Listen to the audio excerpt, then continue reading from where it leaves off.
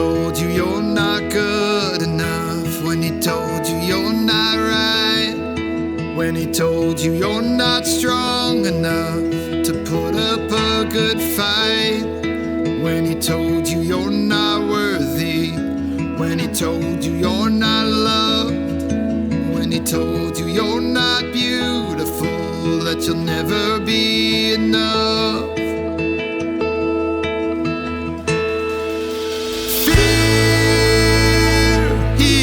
A liar, he will take your breath, stop you in your steps. Fear, he is a liar, he will rob your earth, steal your happiness, cast your fear in the fire. 'Cause fear, he is a liar.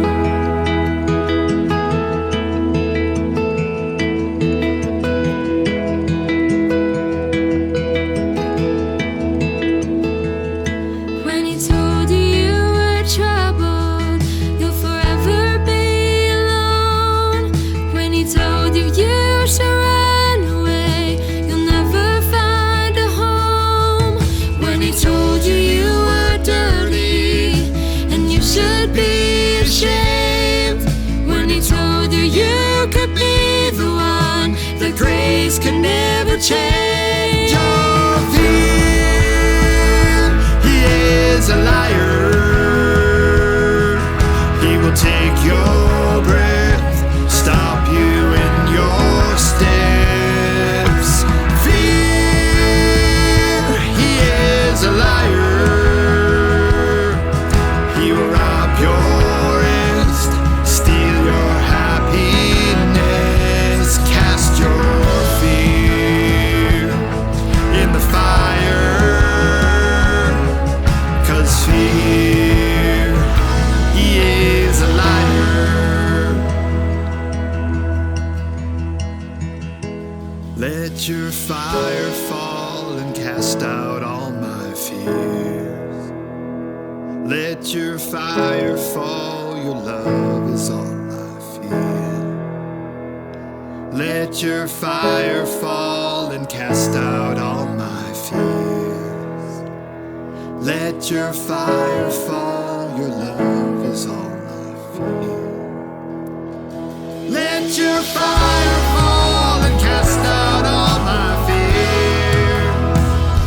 Let your fire fall, your love is all I feel. Let your fire fall and cast out all my fears. Let your fire fall, your love is all I feel. Oh, fear, he is a liar.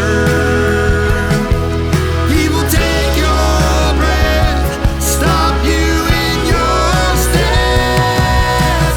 Fear, he is a liar. He will rob your rest, steal your happiness, cast your fear in the fire. 'Cause fear, he is a liar. 'Cause fear, he is a liar.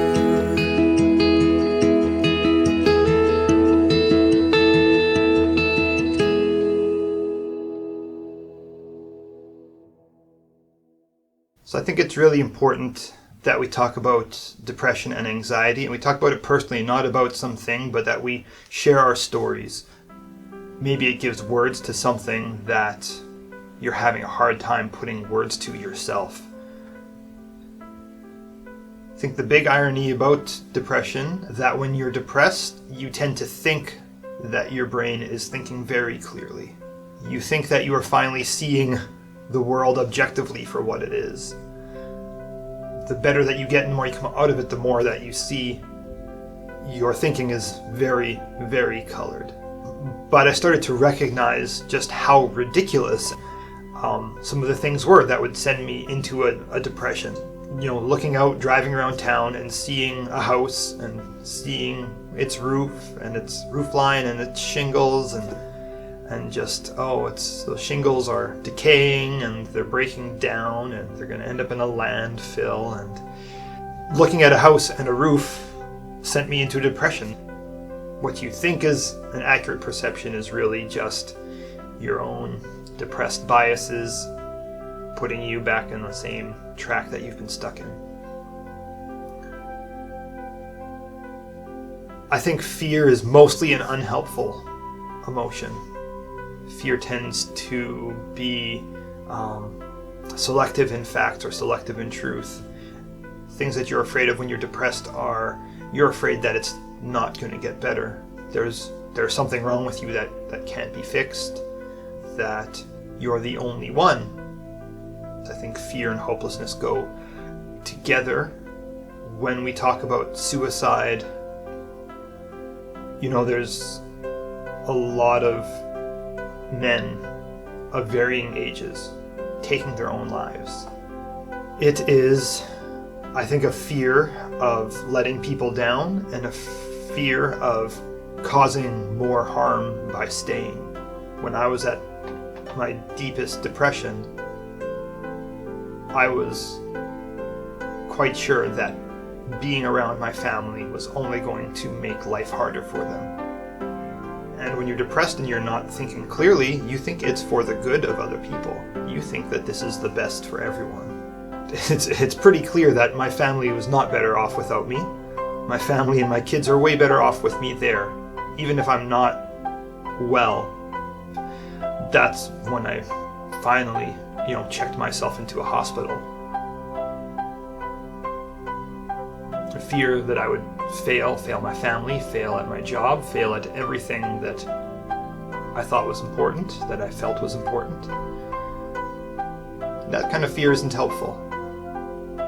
It serves no function other than to injure your brain and to push you deeper and deeper into despair.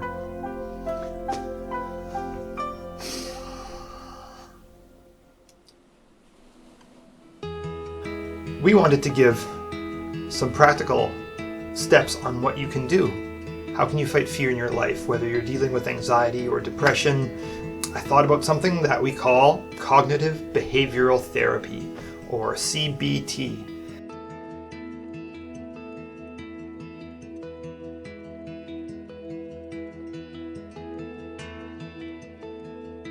We're going to link a video that explains it much better than I do.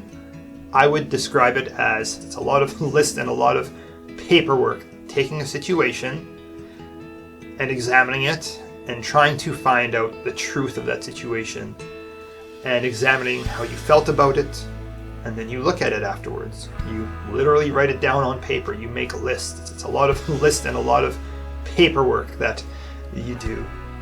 And so you write down, okay, what happened? And examining how you felt about it, what happened, what you did after you've looked at it, how do you feel about it afterwards, and how is that going to change how you behave afterwards. And so you've written all this down, all these things, and what you did, and okay, so how do you feel about it now? And you start to realize, hey, that didn't need to happen like that. I didn't need to feel so bad about that. And you think about and you write down, what are you going to do next time? The CBT, you can do it with a therapist. You can do it on your own. You can buy a book. You can find downloads of worksheets to do. Lots of resources, and it is truly one of the most effective things that you can do to change how you're thinking. We really hope this has been meaningful to you. We're hoping to do a series of similar videos, sharing music, and talking in a real way about our mental health and some practical steps that we can take. If you or someone you know is struggling, please reach out to the resources that are available to you. You can help us share this message by giving this video a like, sharing it, and checking us out on Facebook or Instagram.